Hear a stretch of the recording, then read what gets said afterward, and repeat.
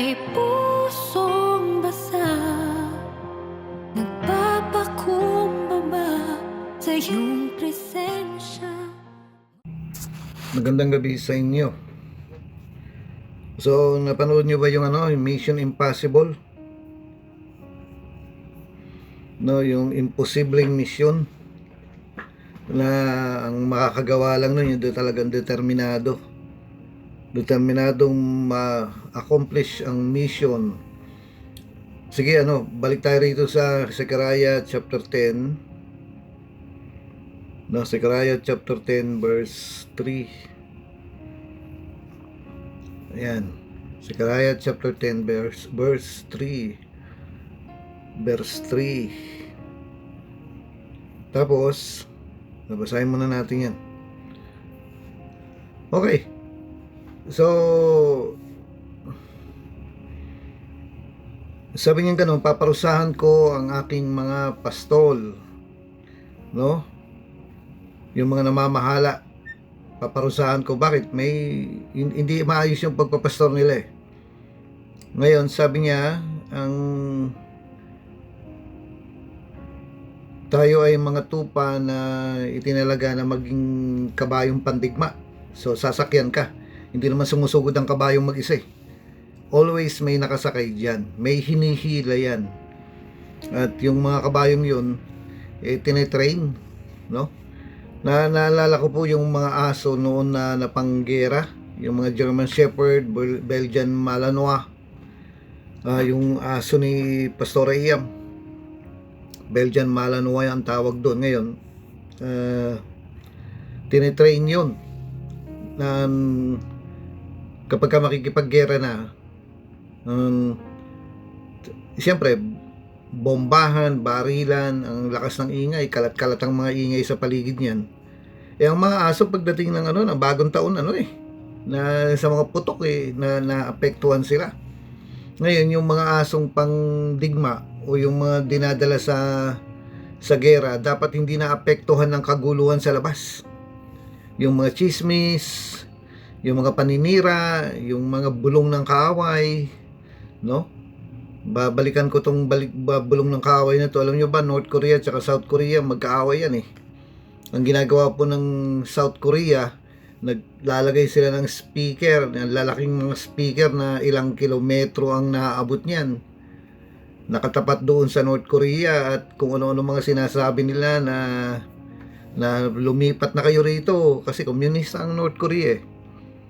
Talagang nagpapadala sila ng ng mga salita na sumuko na kayo, mga ganon.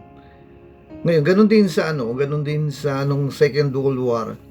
Nagpapadala sila ng mga naglalaglag sila ng pamphlet galing sa eroplano, naglalaglag ng mga pamphlet kaya na sumuko na kayo, talo na kayo. Ngayon sa gera, yung mga aso tinetrain nila na hindi madidistract sa mga putukan. Hindi katulad yung mga aso natin dito pagka bagong taon, wala na distracted na yan eh. Ngayon, dapat ikaw na-train ka rin na kumbaga bilang sasakyan na stallion na may hinihila ka, may nakasakay sa yung general, hindi ka na nadidistract kapag may pumutok na, kapag may sumigaw na. Hindi ka dapat nadidistract ng ganon kasi pandigma ka eh. It's supposed to be sa digmaan, maingay yan, magulo. Dapat na malinaw ang tingin mo, malinaw ang pandinig mo, malinaw ang mission mo, na hindi ka madidistract doon.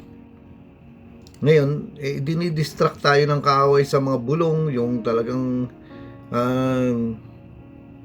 minsan hindi nga yung bulong sang dumidistract sa'yo, kundi yung tiyan mo eh. Tapos yung mata mo, na nakakakita ka ng masarap na pagkain, pagkatapos ikaw, mamaya ang pagkain mo, tortang ewan. Parang yung talong na pinagkaitan ng sanlibutan. Napakalungkot nung tortang talong na yun. Kung buhay lang yun, umiiyak na yan eh. Dapat hindi ka na didistract. Alam niyo yung mga aso, gagawin nila magsisimulate sila. Kunyari may gera dyan, nagkakagera, nagpuputukan. Ngayon, yung mga aso, dadalhin ng mga handler nila, ng mga trainer nila, dapat hindi madidistract. Kasi kapag na-distract na yung aso, tatakbo na yan palayo. Ngayon, yung stallion, kapag na-distract na yan, tatakbo na yan palayo. Isipin mo yung general na nakasakay dun sa stallion na yun, hinila na ng kabayo niya palayo. Hindi dapat na train tayo na hindi tayo nadidistract sa mga sigawan, dapat hindi. So kailangan natin ng training na ganun. Ngayon, ang isa pa rito, sabi niya rito sa Zechariah chapter 10 verse 3, sabi niya ganun na paparusahan ko yung mga pastor. Ngayon, isang way ng parusa riyan, aalisin ka talaga. Aalisin ka. Bandang huli, tingnan nyo, meron ba kayong natatandaan na isang pastor na hindi na pastor? Bakit? Naparusahan na ibig sabihin, may maling nagawa. Ang Diyos naman mapagpatawad yan Kaya ngayon, ang basihan ng halimbawa, 5 kayo, tatanungin, papatawarin mo ba? Papatawarin mo ba? Papatawarin mo ba? Papatawarin mo ba? Ngayon, kanya-kanya siguro tayo ng opinion, pero ang basihan po ng kapatawaran dito ang Diyos. Kaya si Lord lang ang tinitingnan natin, yung judgment lang niya. Ngayon, tingnan po natin dito sa Ezekiel 34 kasi kadugtong yan Ezekiel 34. Yan. Ngayon dito sa Magandang Balita Bible, ang tawag niya sa mga pastor ay pinuno, mga namamahala, pinuno. Pero sa ibang translation, sa King James o saka sa NIV, ito ay pastor. Kaya tingnan po natin kung ano yung reklamo ng Diyos sa mga pastor.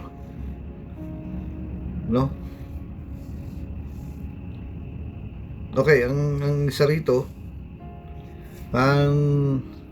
meron po kasing akong kakilala na pastor na ang pangarap niya ay magpastor ng malaking simbahan. Tapos sabi niya, saka na ako magsiseryoso kapag may malaki na akong simbahan. Sabi ko, kawawa naman yung maliit mong simbahan dahil hindi na yan lalaki. Tingnan nyo yung tingnan po natin dito, simulan natin sa verse 1. Sabi niya, laban sa mga pinuno ng Israel o sa mga shepherds. Kasi sa ibang translation, hindi po leaders, pinuno. Ano ba English ng pinuno? Di leader. Kaso hindi leaders ang tinutukoy kung hindi shepherds. Ibig sabihin mga pastor. Sabi niya ganoon, laban sa mga pinuno ng Israel, sinabi sa akin ni Yahweh, verse 2, tao, magpahayag ka laban sa mga pinuno o shepherds o pastor ng Israel. Sabihin mo, pinapasabi ko, nakatakda na ang parusa sa inyo. Lagot ka, tingnan mo yung katabi mo. Nako, makakatanggap ka na ng parusa. Sabihin mo ganoon. Sabi niya gano'n, magpahayag ka laban sa mga pastor ng Israel. Sabihin mong pinapasabi kung nakatakda na ang parusa sa inyo, mga pastor ng Israel. Sarili ninyo ang inyong iniintindi at hindi ang mga tupa. Yung pagpapaganda, yung pagpapayaman, sarili. Alam niyo minsan, ang ibig sabihin ng sarili rito, sariling pangarap. Hindi pangarap ng Diyos.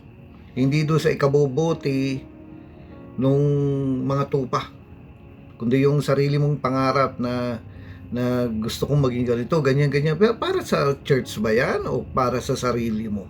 Kaya ka ba nagpa-fundraising para magpa-reband o para sa camping? Sino ang gusto mong makinabang sa fundraising? Ang simbahan ba o yung sarili mo para makabili ka ng Q-Tex?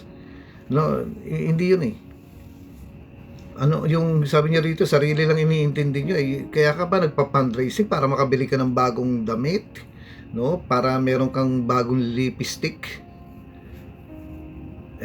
Para saan yung yung reason mo bakit ka nagpa-fundraising? Anong reason? Para ba sa church yan? Para may pang-camping ba sila? Para meron ba silang yung gagamitin para sa mga tupa o pang sarili lang? pang Shopee mo ba, ganon? Ano-anong purpose mo? Ngayon sabi niya, no? Sarili nyo lang ang iniintindi at hindi ang mga tupa. Tapos sabi niya sa verse 3, iniinom ninyo ang gatas, nagdaramit kayo ng lana, at nagpapapatay ng mga pinatabang hayop, ngunit hindi ninyo pinapakain ang mga tupa.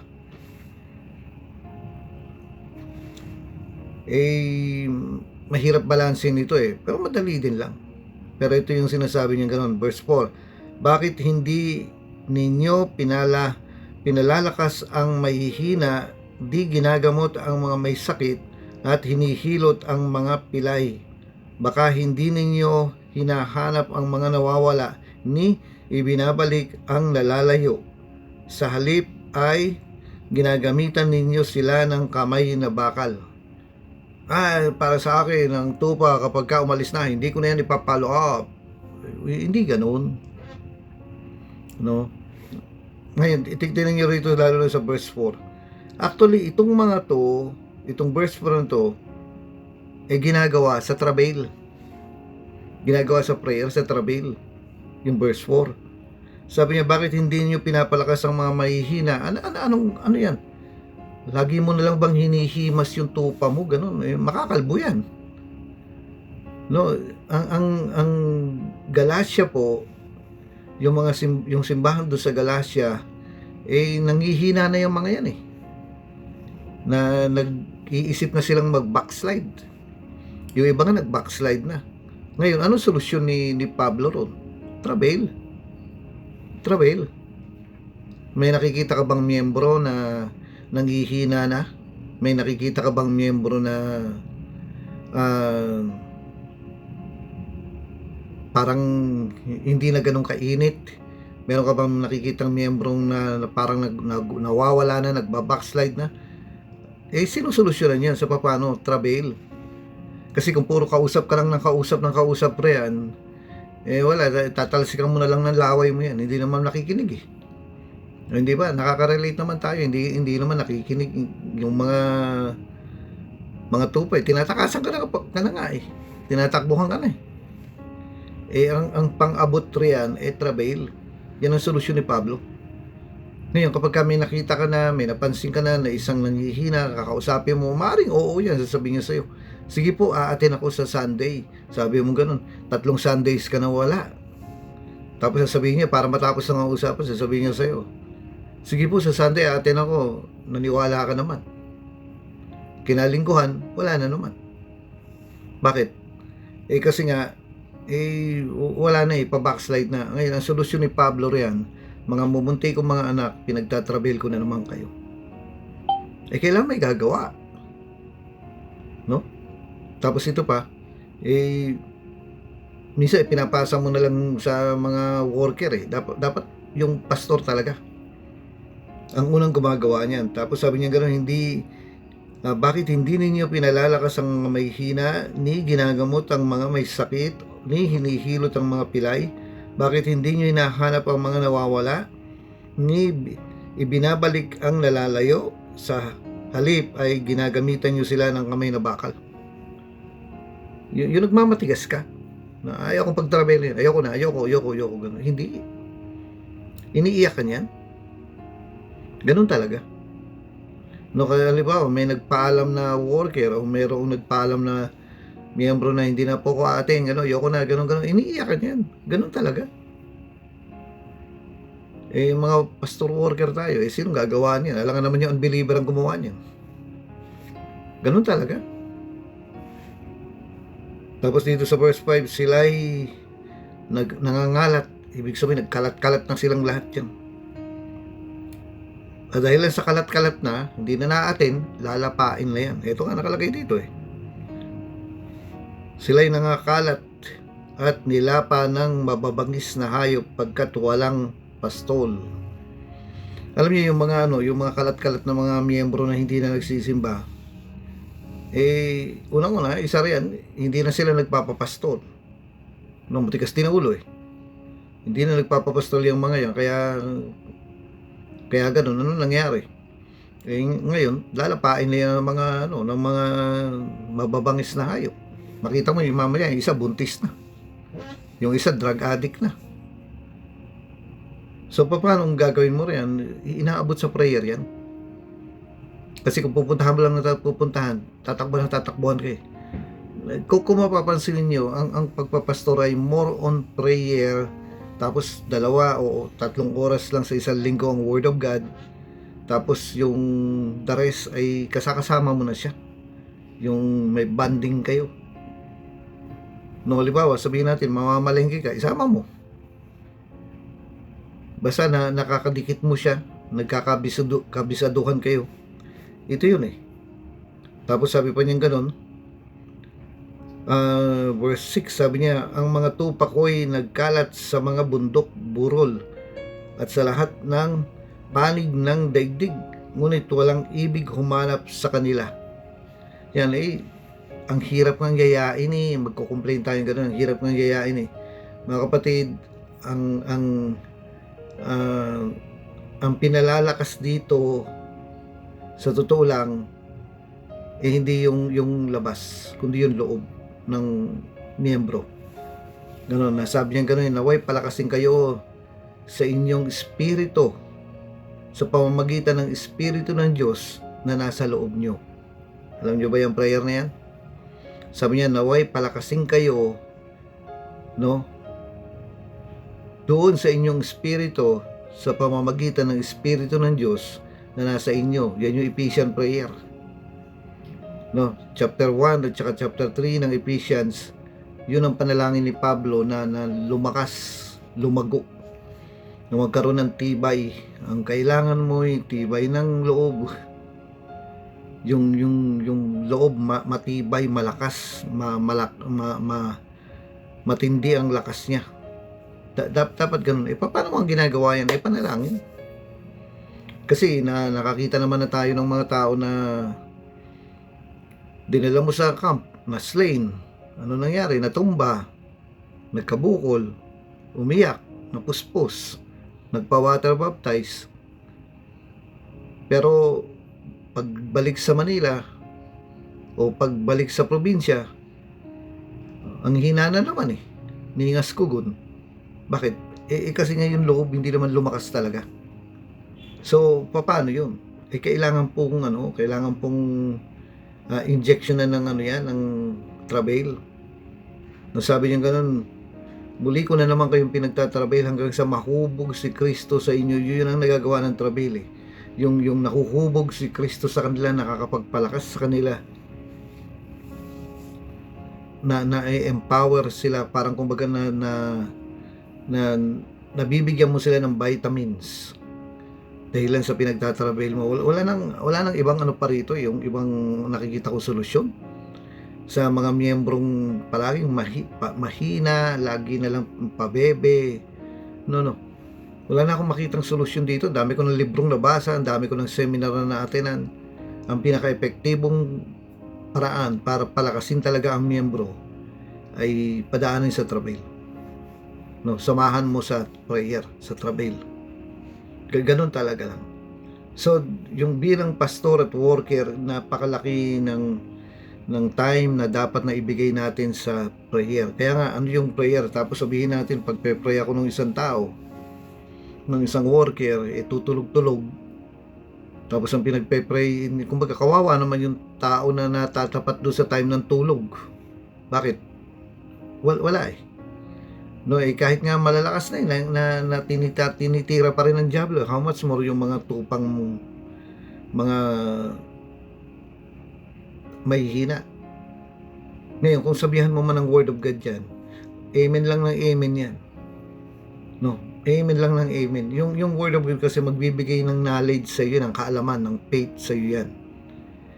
Pero may mga tao pong wala nang pagpupursigi. At ang makakapagbigay sa kanila ng determinasyon, yung pagpupursigong magpatuloy kay Lord. Yung ano man ang mangyari, maglilingkod ako sa iyo, Panginoon. Yung travail. Kaya nga Lunes pa lang pinagtatrabail mo na yan. Martes pa lang pinagtatrabail mo na yan. Miyerkules pa lang pinagtatrabail mo na yan. Huwebes pa lang pinagtatrabail mo na yan. Biyernes na na pinagtatravel mo pa rin. Sabado, kasama pa rin ang travel riyan. Ano mangyayari?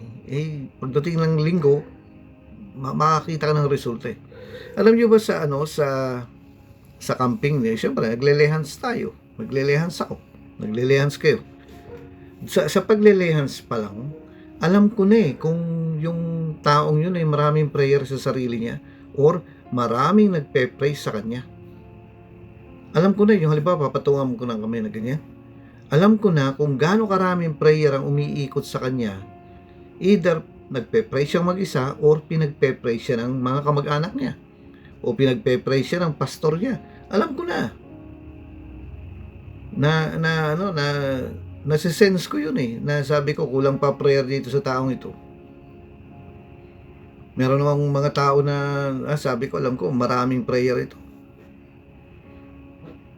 Nalala ko dati noong unang panahon dito sa may parting Sampaloc sa Mauban, no? Sa Quezon, Sampaloc, Quezon. Merong isang pastor tayo na nagkaroon ako ng pagkakataon dalawin yung bahay nila kasi yung ate niya, alam ko ate niya yun, albularyo, nanggagamot. Ngayon, ay itong albularyong ito ay nagkasakit, hindi lang magbumabangon. Ngayon, yun ang gagamot, nagkasakit. Ngayon, nagpaalam ako kung pwede bang ipag-pray, kasama ko sila Pastor Mulo nun. Ayaw niyang magpapasok, ayaw niyang magpakausap, no? Nakahiga na lang yung kapatid ng pastora. Wala yung pastora doon. Pero nagpaalam naman kami. Ako umarap doon. Ayaw niya makipag-usap. Ayaw niya makipag-usap sa akin. Ayaw niya born again galit nga sa born again Ngayon, nung andun na ako, dahil sa ayaw niya akong kausapin, ayaw niya akong imikan, hindi siya umiimik, nakahiga siya, pinatong ko yung kamay ko dito sa ulo niya, inabot ko, nakahiga siya, inabot ko ganyan, tapos, sabi ko, in Jesus name, ganun. Maya, may naramdaman akong yung init sa kamay ko, na pumapasok sa kanya, ang ginawa niya, ginanon niya yung kamay ko. Tinapon niya yung kamay ko. Sabi kong gano'n, malakas ang prayer nung pastora dito sa kapatid niya. Bakit? Kasi kung walang prayer na umiikot doon sa kapatid niya, walang mararamdaman yun. Kahit na ilehas-lehas kung gusto mamaya, kalbo na yan. Nalagas na lahat ng buhok niya. Walang mangyayari doon. Kaya iba yung iba yung pinagpe-pray mo yung pamilya mo, iba yung pinagpe-pray mo yung miyembro mo. Nadedetect yan nadedetect. May mga taong magpapapray sa akin yung dikit pa lang ng kamay ko, alam ko na maraming prayer sa kanya. Either siya or pinagpe-pray siya ng pastor niya or pinagpe-pray siya ng pamilya niya o siya nagpe-pray sa sarili niya. Nasisense nararamdaman yun Hindi katulad ng sabihin natin yung pag pinag-pray mo, akala mo pinto lang walang dating, walang epekto. Minsan nararamdaman ko pumapasok na yung anointing sa kanya, pero siya walang nararamdaman, wala. Para bang yung wala lang. Hindi nga niya ma-detect hindi niya ma-sense. Ako nasi-sense ko. Pero siya hindi. So kulang sa prayer yun. Ibig sabihin kulang yung nagpe-pray sa kanya o kulang siya sa prayer, ganun. Nasisense po yung mga ganun, mga kapatid. Ngayon, kaya nga, ito yung sinasabi niya nagkalat na at nilapa na ng mga babangis na hayop kasi walang pastol. Kaya naman nawalan ng pastol, lumayo At ang makakapagpaabot sa kanila, makakapagpabalik sa kanila ay yung prayer. Hindi yung Tagalog na prayer, yung Lord, kausapin mo yung mga, hindi yun kundi yung travel. Ngayon, ang isa rito, paano ka makagtatravel? Usually, ang travel, hindi naman dumarating kung wala kang bigatin, kung wala kang awa doon sa kaluluwa. Wala no? Kailangan meron. Tapos sabi niya, dahil dito, mga pastor, dinggin ninyo ang aking sinasabi. Ito na, verse 8. Ako ang Diyos na buhay, ang mga tupa ko'y pinipinsala at nilalapa ng mababangis na hayop pagkat walang nag-aalaga. Hindi hinahanap ng mga pastor ang aking mga tupa. Ibig sabihin ng hindi hinahanap, nawala na nga, hindi na nga umaatin, hindi pa pinagtatrabail. Iba kasi yung prayer, maniwala kayo, iba ang prayer sa trabail. Yung Tagalog na prayer, hindi sapat yung Tagalog na prayer, talagang iniiyakan niya dahil ang solusyon nga ni Pablo dun sa mga nabobo. Sabi ni Pablo, yung mga kinulam na, mga gusto nang bumalik sa dating buhay. Sino yan? Yung mga taga-Galasya. Hindi prayer lang kundi trabail. Talagang babalik at babalik ka sa trabail. Sabi niya, hindi hinahanap ng mga pastol ang aking mga tupa, sa halip na alagaan nila ang mga ito, ang sarili nila ang binubusog. No? Sabi niya, kaya nga makinig kayo mga pastol. Pakinggan ninyo itong aking sinasabi, laban ako sa inyo. Pananagutan ninyo ang nangyayari sa aking mga tupa. Hindi ko na kayo gagawing pastol. Yan na nga, yung sinasabi ko na tatanggalin ka talaga Mamaya makita mo yung isang pastor, wala na. May natatandaan ba kayong pastor na ngayon hindi na pastor? Di tinanggal. Hindi naman tayo talaga nagtatanggal Kung hindi yung ang Diyos na nagtanggal. Wala namang maaring tanggalin ka sa posisyon, pero wala sa ating tinatanggal na miyembro. No? At kung babangon ulit yung taong yan, babalik siya ngayon doon sa pagkapastor dahil hindi naman tayo ganun kahigpit dito, maluwag nga tayo Pero dahilan sa ayun na nga, ito na sinasabi. No, sabi niya ganun, hindi ko na kayo gagawing mga pastol upang hindi na ninyo mabusog ang inyong sarili. Ilalayo ko na sa inyo ang aking mga tupa. Wala ka nang may mga tao pong tawag natin pastor. Ngayon, asan ang kongregasyon mo? Kasi hindi ka pwedeng tawaging pastor na wala ka namang kongregasyon. Kaya ka pastor kasi may tupa ka, kasi may kongregasyon ka. Ngayon, sabi nila si Benny Hinn daw, pastor, wala naman siyang simbahan. Ngayon, title lang yun na parang bilang paggalang si Pastor Benny Hinn, ganun. No, kasi masyado naman mahaba yung Evangelist Benny Hinn, ganun. Si Kenneth Hagin, hindi naman siya pastor. Teacher siya, saka propeta, pero wala naman tumatawag sa kanya talaga na Prophet Hagin, walang ganun. Yung si Benny Hinn, Pastor Benny Hinn, sinasabi lang, pero wala naman siyang simbahan Kasi ang si Benny Hinn napunta sa iba't ibang dako ng mundo, nag-evangelize. Ngayon yung pastor, kasama niya ang tupa niya kapag napunta siya. Alangan naman yung buong kongregasyon mo, dadali mo pa sa Africa para doon kayo mag-evangelize. Walang ganun. Ngayon, dito, sabi niya, ikaw ay original na pastor. Ngayon, tatanggalin ko mga tupa mo. Bandang huli, wala ka ng tupa. Inalis na sa iyo ng Diyos yung mga tupa mo. Na sayang, ilalayo ko na sa inyo ang aking mga tupa at hindi na ninyo pakikinabangan ng mga ito. Ayan.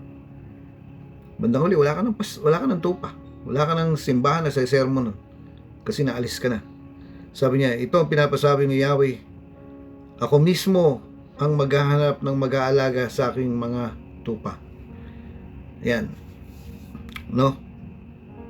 Sabi niya, kung paanong hinahanap ng pastol ang tupa niyang nawawala, gayon ko hahanapin ang aking mga tupa. Kukunin ko sila saan man sila itinapon noong panahon ng kanilang kasamaan.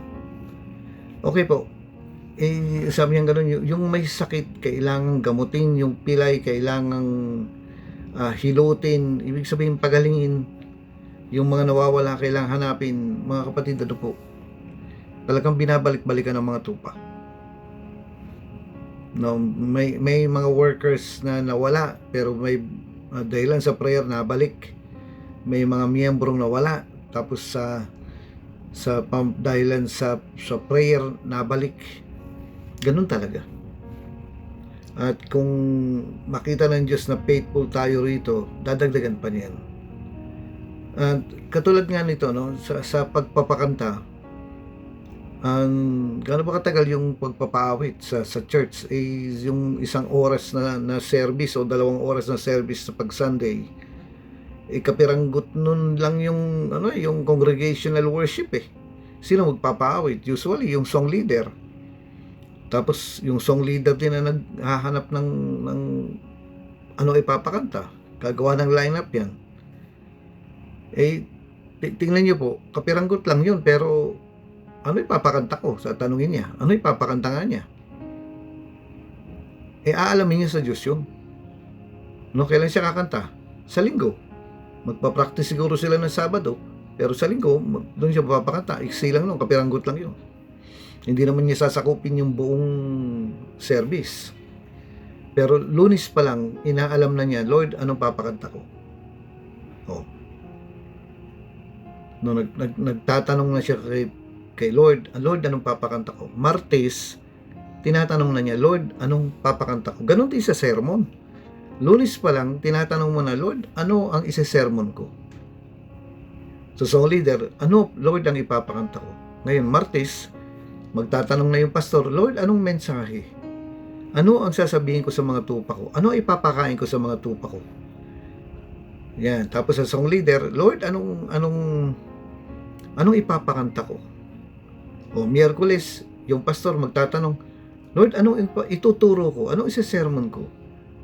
Ngayon, yung song leader, Lord, anong ipapakanta ko? Tapos Huwebes, magtatanong na naman yan. Ngayon, pagdating ng linggo, dapat alam mo na. Sinagot ka na ng Diyos. Hindi yung kung kailan linggo, doon ka lang mag-aaral. Hindi ganun. O kaya yung kung kailan Sabado, doon ka lang mag-aaral. Hindi, dapat may ano ka na, may idea ka na, may sinabi na ang Diyos sa'yo. Na minsan kasi rito, na dito sa bahay, minsan lang naman, nung unang panahon pa, kung kailan hihingi ako ng pagkain, doon lang magluluto, ano ba yan? Tapos tatanungin pa ako, anong gusto mo kainin? Wala pa kayong pagkain? Kumbaga natural naman na tanghalian meron, natural na hapunan, may pagkain naman talaga eh. Pero bakit kung hindi ka pa hihingi, hindi pa gagawin? Parang ganun. Natural yun na tuwing tanghali, may pagkain, natural, na tuwing hapunan, may pagkain. Ngayon, kung magiging ganun tayo katamad, ganun tayo kaburara, hindi mo napapakain ang tupa mo ng maayos kasi kung ano na lang meron dyan, ganito, hindi pwede. Lalo na ngayon, nung andito yung kapatid ko, nako po, lahat na lang ng almusal, hindi naman ako nag-aalmusal pero napilitan ako mag-almusal Yung almusal, yung tanghalian, yung hapunan, pati merienda, talagang chine-check. Gaano karami ang asin, gaano karami ang asukal, gaano karami ang phosphorus, gaano karami ang ganito, ganyan, pati yung dami ng tubig, i-check para yung kumbaga maging makabuti sa akin yung kakainin ko. Ganun din dapat sa mga tupa natin. Na kailangan nilang masabihan sila ng patungkol sa rapture, kailangan masabihan sila patungkol sa giving, ganito, ganyan. Hindi ginagawa ito tuwing Sabado lang, tapos bukas mo isa-sermon. Hindi. Buong isang linggo, inihahanda mo na yung ipapakain mo. Kahit Bible study lang. May time pa nga na naalala ko po nun, na ako yung magtuturo ng midweek service, nagpe-pray na ako. Kumbaga parang ang midweek service namin noon ay Huwebes. Ngayon, nagre-ready ako, no? Linggo, tatanong ako. Parang walang dumarating Tapos, Lunes, nagtatanong ako, parang walang napasok sa akin. Ngayon, hindi naman ako takot kasi kung hindi magturo ka lang. Tapos, Miyerkules, Martes na, wala pa rin sinasabi si Lord. Tapos nung Miyerkules, wala pa rin sinasabi si Lord. Ba't kaya? Ngayon, pagdating ng Huwebes, kabado na ako kasi parang Lord, pumalya ata ako dahil hindi ko nakuha yung message mo ng midweek service. Parang pumalya ako na hindi ko na nakuha yung isa sermon. Yung midweek service no, napakahalaga. Bakit? Kasi lahat ng may ministry required umattend. Noon na yan sa nung andun ka kami sa may recto, yung may simbahan kami ron, lahat ng may ministry required na umattend. Kasi yung mga may ministry, pagdating ng linggo, hindi naman talaga nakakapagpakinig, hindi nakakapakinig yan kasi nagmi-ministry. Yung iba nandun sa sidewalk, nag-iimbitang umakyat yung mga tao, ganun. Yung iba nag-a-usher, yung iba nag-children, ganun. Hindi talaga nakakarinig ng sermon yan, pero pag Webes, ako nga nagpapakantay, walang tutugtog, ako lang. Ako nagigitara, ako rin na nagsusong lead. Umupo kayong lahat riyan. Ako lang ang magmi-ministry. This time ako magmi-ministry. Wala kayong ministry. Ako lang. Yun ang programa noon. Na yung midweek service mahalaga. Tapos ang sabi nga nung isa, na talagang faithful na naman silang na-attend doon kasi required na sila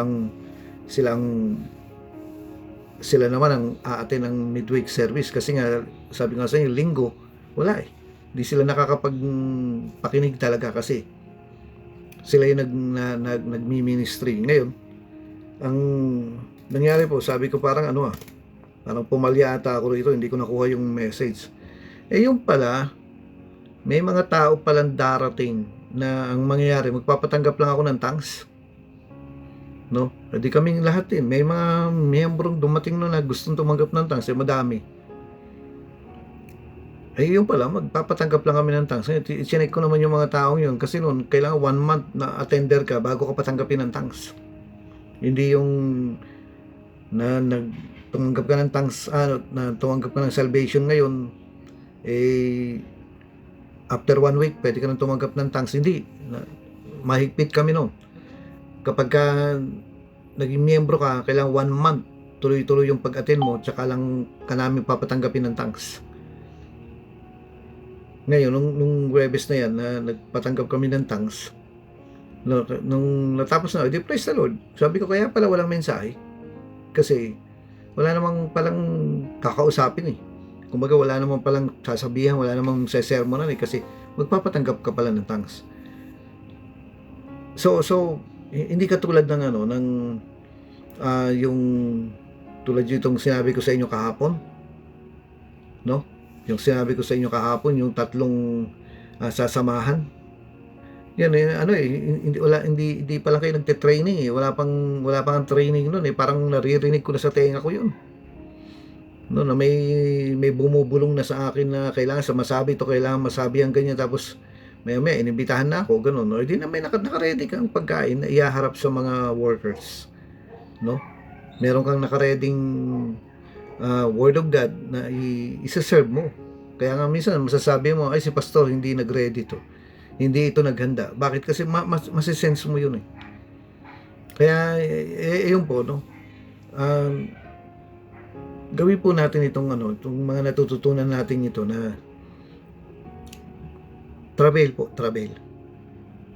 Ang isang way na maabot mo yung mga tumatakas na mga miyembro, yung mga nagtatago na mga miyembro, travel pa rin, no? Kasi ilang beses mo nang kinausap yan oo lang sir, bandang huli wala. Travel pa rin, travel. Yung simbahan po sa Galacia, established church na yan kung tutuusin, pero tingnan nyo, nanlamig. Yung mga taga-Galacia, established na simbahan na yan, kung tutuusin, dapat malalago na yung mga yan, pero nanlamig. Na gusto nang bumalik sa dating buhay, sa dating pananampalataya. To the point na sinabi na ni Pablo sa kanila na, sinong kumulam sa inyo? Meron bang ng demonyo sa inyo? No, ano solusyon ni Pablo? Ang solusyon niya ay travel. So mag-stick tayo ron. Mga pastor, Lunes pa lang tinatanong niyo na, katatapos lang ng linggo kahapon dahil Lunes ngayon, tinatanong niya na, Lord, anong isa-serve kong pagkain sa mga tupa mo? no? Ano ang kailangan ng tupa mo? Kailangan ba nila ng encouragement? Kailangan ba nila ng disiplina? Kailangan ba nila ng bagong putahe? Kailangan ba nila ng bagong lasa? Kailangan ba nila ng ano kailangan nila, Panginoon? Inaalam na yan. Lunes pa lang. Martes, aalamin mo pa. Miyerkules, aalamin mo pa. Dahil sa mga midweek service. Yan, no? Tapos, Miyerkules, inaalam na yan. Biyernes, inaalam mo. Ganon din sa pagpapaawit. Lunes pa lang, inaalam mo na. At sa prayer time mo, pinapractice mo na yung kanta na parang itong sinasabi ng Diyos, awitin mo. Ngayon, kung na-bless ka, isulat mo, idagdag mo. Pero kung hindi ka na-bless do sa worship na yon, huwag mo na idagdag. Ano, Panginoon, ang gusto mong ipaawit? Ano yung gusto mo na mensahe? Kasi yung both melody and lyrics, may dating sa tao yan eh. Meron talaga yung isang awit pa lang eh, kahit sintonado yung tono eh, pagka naramdaman yung awit na yun, pagka narinig yung mga lyrics na yun, na biglang babagsak ang anointing ng Holy Spirit eh. Bakit? Kasi tinamaan mo yung rema. Hindi yung kung ano lang. Ang kailangan ng Diyos ngayon, ng mga kongregasyon ngayon ay hindi sermon kung hindi mensahe. So ano pala yung mensahe? Yan po yung tinatawag na rema. No, ito yung kailangan ng mga tao. Ano ang Lord, anong gusto mo ipakain ko sa tupa mo ngayon? Ayun, no? Kakausapin tayo ng Diyos rin, pero ang part natin is tinatanong talaga. Tanong ka lang ng tanong ng tanong ng tanong ng tanong ng tanong. At iniiyakan talaga. Tapos meron din yung time na tinatawag na, Lord, magpupuri ako ngayon dahil pinalalago mo ang tupa ko. Lord, salamat. Nadagdagan kami ng isang tupa. Salamat, Panginoon, pupurihin kita kasi nadagdagan kami ng isang kaluluwa, nadagdagan ng isang miyembro, yung simbahan namin, Panginoon, pinagpapasalamat yan. Hindi yung, ay, salamat, ganun. No, talagang dapat meron kayong mga pastor, mga workers, dapat meron kayo yung time na, Lord, purihin ka, salamat, Panginoon, mga 15 minutes, nagpapa-thank you lang kayo dahil nadagdagan kayo ng isang tupa. Sa langit nangyayari yan eh. Isang kaluluwa lang magbalik loob sa Panginoon. Hindi ba buong kalangitan nagdidiwang? Ngayon, bakit yung simbahan kapag nadagdagan, masaya lang tayo, no? Kailangan meron tayong praise and worship na ginagawa. Na sa devotion natin na halimbawa, dalawa lang kayong magkasama sa simbahan, worker at pastor, purihin natin ang Panginoon kasi nadagdagan tayo. No, may bagong umaten. So praise the Lord, may bagong umatin. Pag-pray natin ito, magpasalamat tayo. Yung iniiyakan mo at the same time pinapasalamatan mo, ganun talaga. Sino gagawa niyan? Di tayo. No? Tayo ang gagawa nito. Yan, tapos i-close ko rito, paalala ko sa inyo. Ano nga bang ituturo mo ron? Paano mo bang uhubugin yung tupa mo na halimbawa kapag nakita nila sino ba to? Yung isang miyembro magiging buhay na sermon na siya. Ang hirap kaya na kapag nakita mo yung isang taga-rema yun na yung sermon na aabot sa kanila. Na paano mong uhubogin ito? No, kumbaga parang tuwing linggo kasama siya. Na magsisimba na yan, lalabas na si brother yan. Nalala ko yung mga workers na sabi nila basta nung magmula daw nung nagkaroon ng rema dun sa lugar nila kilala ang mga taga-rema na masipag mag-soul winning. Kahit saan tayo pumunta, ang rema po ay kilalang napakasipag mag-soul winning. No, nakikita yan na natalo pa yung iba ituloy natin yun. Tuloy natin. Kaya nga sa totoo lang, only the strongest will survive. No, manatiling tapat hanggang wakas ang siyang maliligtas. Kaya magpatuloy lang tayo. Yung mga personal na pangangailangan natin bilang pastor and worker, ibang kwento naman yun. Hindi naman nagkukulang ang Diyos sa atin. No? Kaya sige, tuloy lang. Tuloy lang. Paalala ko ulit lang na yung binanggit ko sa inyo, only the strongest will survive. Kailangan makasurvive tayo. At ang plano ng Diyos sa atin, maging stallion tayo na mabilis ang paglago. Unang ano pa lang ito unang mga reminders pa lang ito na sinasabi ni Lord para mabilis tayong tatakbo, no? Ano na nga ba yung una? Ano yung number 1? Yung samahan mo sila sa prayer.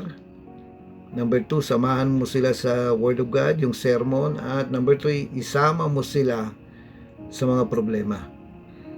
Yan, isama mo yung pasahan mo sila ng bigatin na bandang huli, alam nyo, kahit wala kayo, aandar ang simbahan Bakit? Kasi nahubog mo ng maayos na kahit wala ka na pastor, ang gawain magpapatuloy yan. Hindi yung kapag ka nawala ka na, titigil na. Hindi.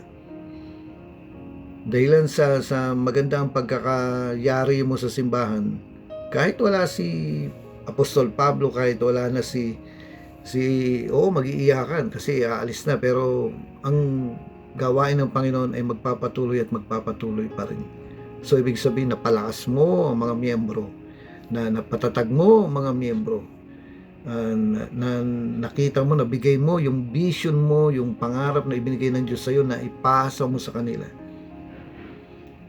Ayan, no? Kaya sige, hanggang dito na lang. Pagpalain kayo ng Diyos sa inyong ginagawa. Hanggang sa susunod. Kakain na ba kayo? Hindi pa? Ayan. No, hindi pa? Siguro pagkatapos to, kain na kayo. Sige po, maraming salamat po sa inyo. Maraming salamat sa pag-alay nyo ng buhay nyo, sa pagbigay nyo ng buhay nyo. Yan, walang tigil ang improvement natin. Palagi tayo nag-i-improve, naghahanap ng paraan para mapaganda pa natin ang paglilingkod natin.